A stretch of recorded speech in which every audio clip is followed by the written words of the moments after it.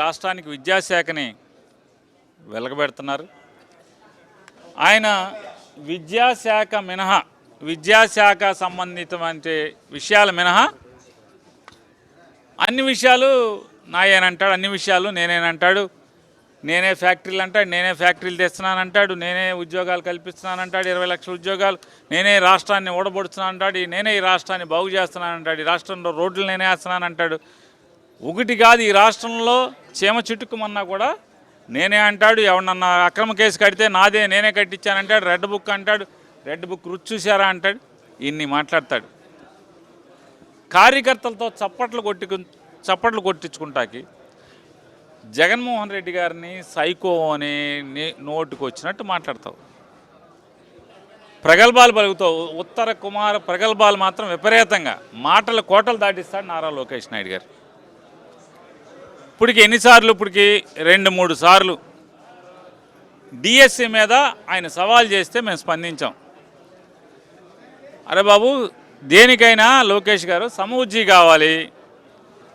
ఈ రాష్ట్రానికి మంత్రివి, మొదటిసారి ఎమ్మెల్యే మీరు చేసేది, first time MLA Nara Lokesh, మంత్రి మీ హోదా. అరే మేము కూడా మంత్రి ఎలగబెట్టిన వాళ్ళు ఉన్నాం, మేము వస్తామని చెప్పి సమయం చెప్పు, డేట్ చెప్పు, ప్లేస్ చెప్పు అని చెప్పి మేము కూడా ప్రతి సవాల్ చేసాం. నీకు చేత కాకపోతే నాని నువ్వే ఫిక్స్ అయ్యని చెప్పు, నేను పెడతానని చెప్పాను.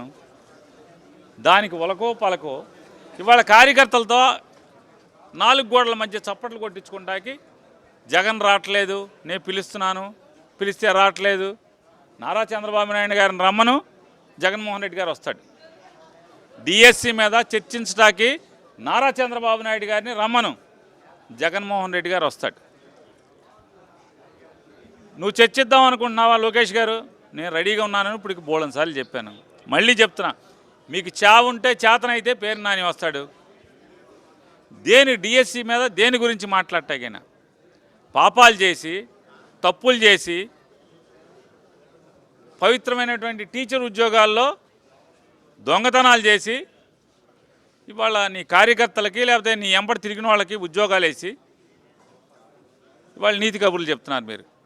చెప్పండి, ఎవరైనా సరే ఎస్సీఆర్టీకి, డిఎస్సికి లేదా ఎగ్జామినేషన్స్కి అందరూ ఒకడే ఉంటాడా?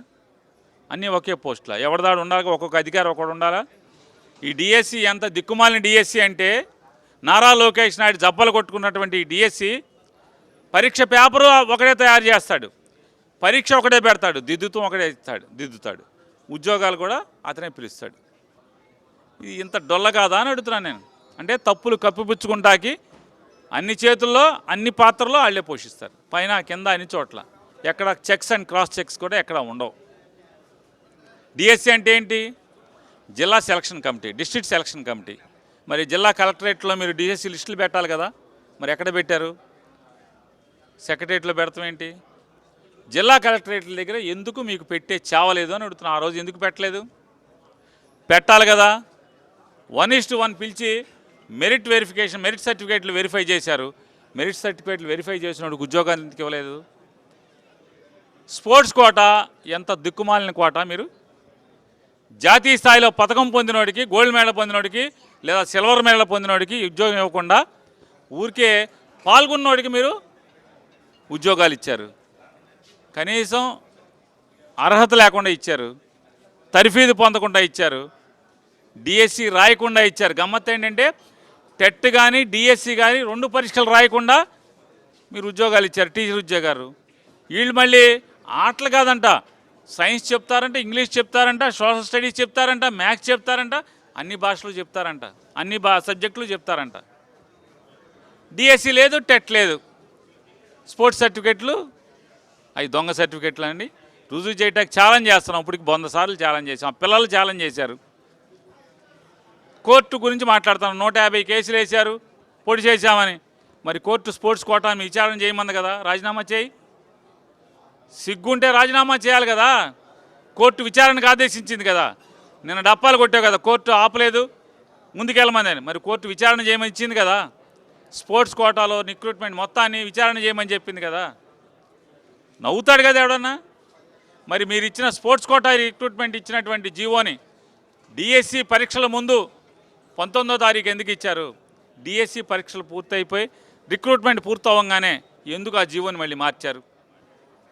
ఎందుకు మార్చారు?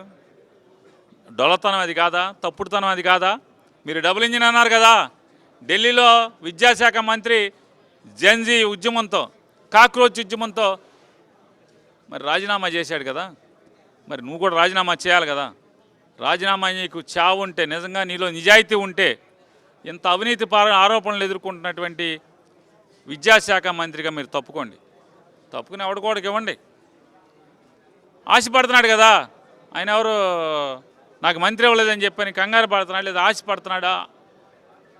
నాకు ఇస్తే బాగుండని కానీ మిమ్మల్ని అడుగుతున్నాడు కదా.